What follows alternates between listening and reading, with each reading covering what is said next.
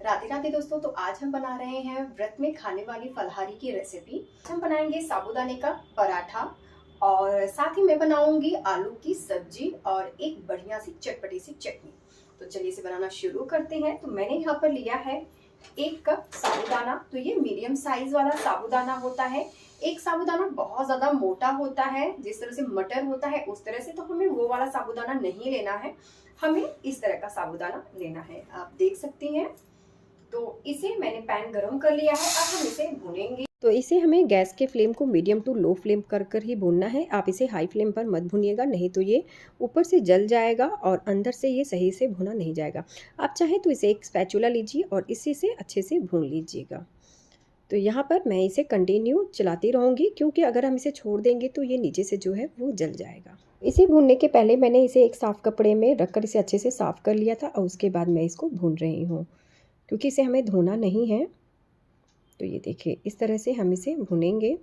ये जो साबूदाना की रेसिपी है, ये मेरी मम्मी इस तरह से बनाती थी। मेरी मम्मी जो है वो रोटी बनाती थी, लेकिन आज मैं पराठे बना रही हूँ। अगर हम 9 दिन का व्रत रहते हैं यानी उपवास रहते हैं, तो रोज़ हम ऑयली तो खा नहीं सकते हैं। तो इस तरह की आप रेसिपी बनाएंगी तो आप अगर इसे रोज़ खाएंगी तो भी ना ही नुकसान करेगा और बल्कि ये फ़ायदा करेगा।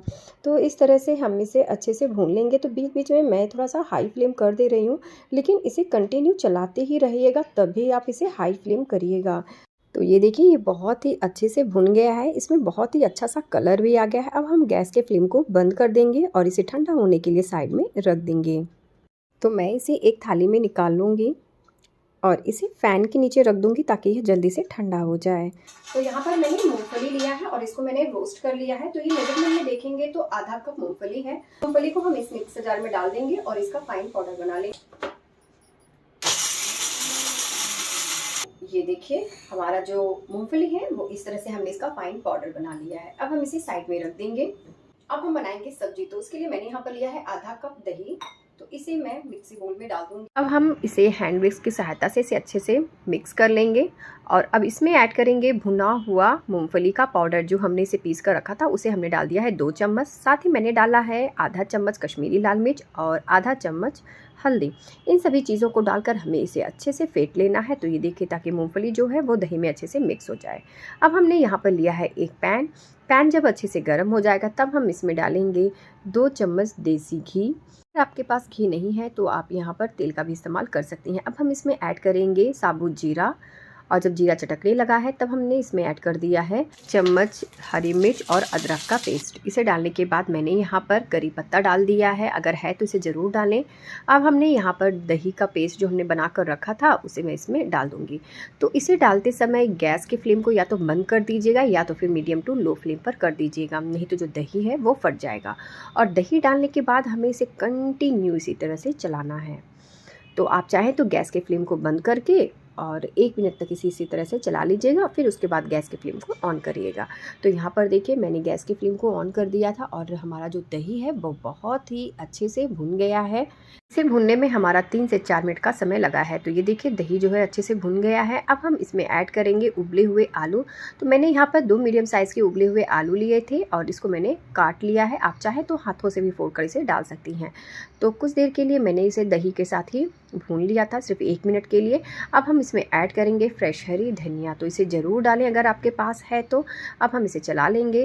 अब हम इसमें ऐड करेंगे पानी। तो मैंने यहाँ पर पानी 1 गिलास का इस्तेमाल किया है। इसे डालने के बाद हम इन सभी चीज़ों को आपस में अच्छे से मिक्स कर देंगे। तो यहाँ पर आप चाहें तो गैस के फ्लेम को हाई भी कर सकती हैं। तो ये देखिए, मैंने उसे बहुत ही अच्छी तरह से चला लिया है। अब हमें इसे तब तक पकाना है जब तक कि इसमें से एक उबाल ना आ जाए। तो ये देखिए, जब ग्रेवी अच्छे से उबलने लगी है तब हमने इसमें ऐड किया है नमक स्वाद अनुसार और थोड़ी सी मैंने इसमें काली मिर्च का इस्तेमाल किया है, यानी 1/4 चम्मच।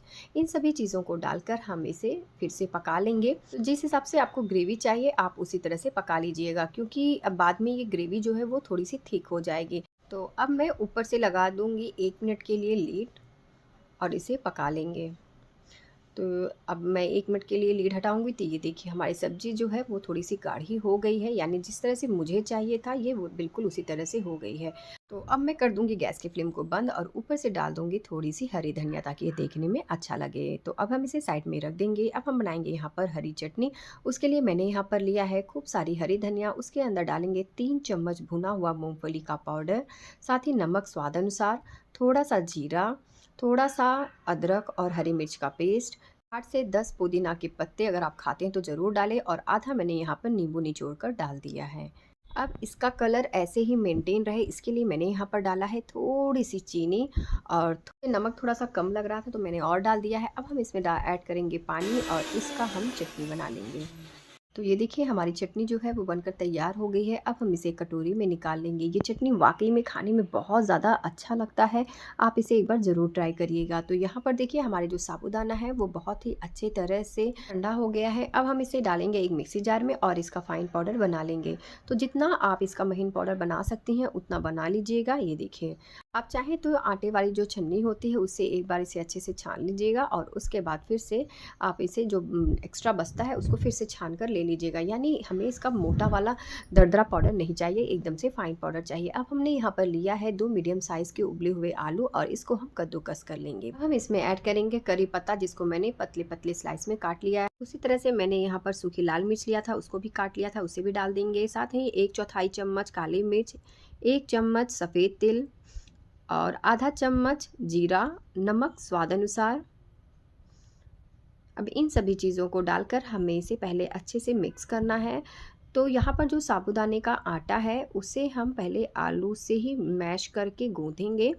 तो अगर आपको ज़रूरत पड़ेगी तब हम इसमें पानी ऐड करेंगे, ज़रूरत तो पड़ेगी ही, लेकिन इकट्ठा ही आप इसमें पानी मत डाल दीजिएगा। तो यहाँ पर हम थोड़ा थोड़ा करके ये पानी डालेंगे और नरम आटा गूँथ कर तैयार कर लेंगे। तो इसमें पानी थोड़ा सा ज़्यादा लगता है, तो इकट्ठा डालेंगे तो आपको समझ में नहीं आएगा, आप थोड़ा थोड़ा करके डालेंगे तो हमारा आटा जो है वो बिल्कुल परफेक्ट गूँथ कर तैयार हो जाएगा। तो ये देखिए अभी हमें इसमें और पानी डालने की ज़रूरत पड़ रही है।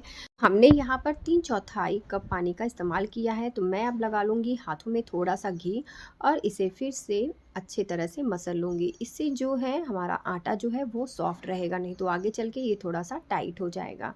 तो इस तरह से मैं इसे फिर से गूँध लूँगी।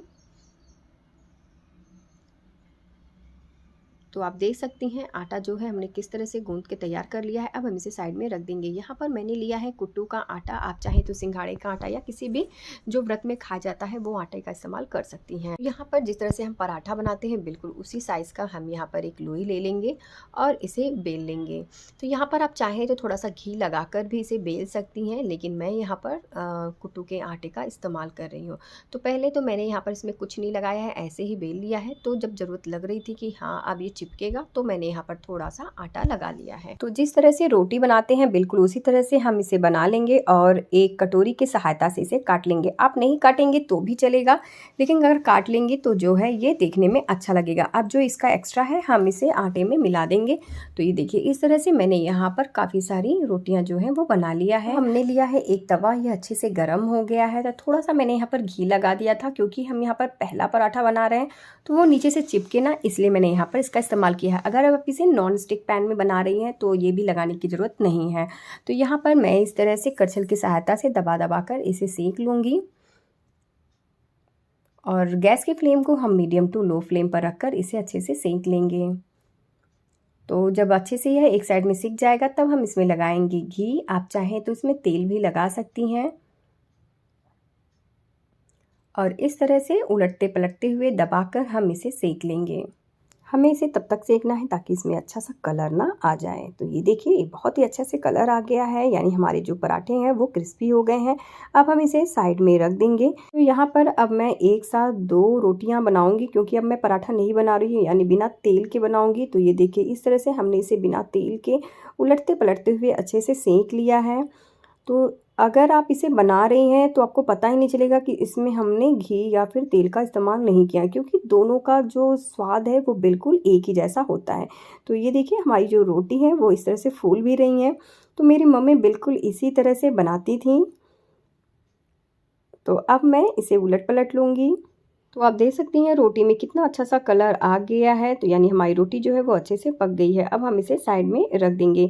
तो यहाँ पर जो हमने सब्जी बनाकर रखा था उसे हम एक कटोरी में निकाल लेंगे और हम यहाँ पर प्लेटिंग करेंगे।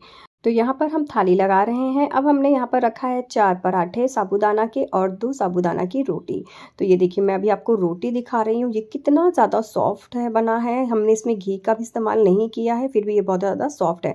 बिल्कुल उसी तरह से जो हमने यहाँ पर साबूदाने के पराठे बनाए हैं वो भी बहुत ही अच्छे से बने हैं। तो ये रेसिपी अगर आपको थोड़ी सी भी पसंद आए तो कमेंट बॉक्स में राधे राधे लिखना ना भूले। तो मिलते हैं एक नई रेसिपी के साथ, तब तक के लिए राधे राधे।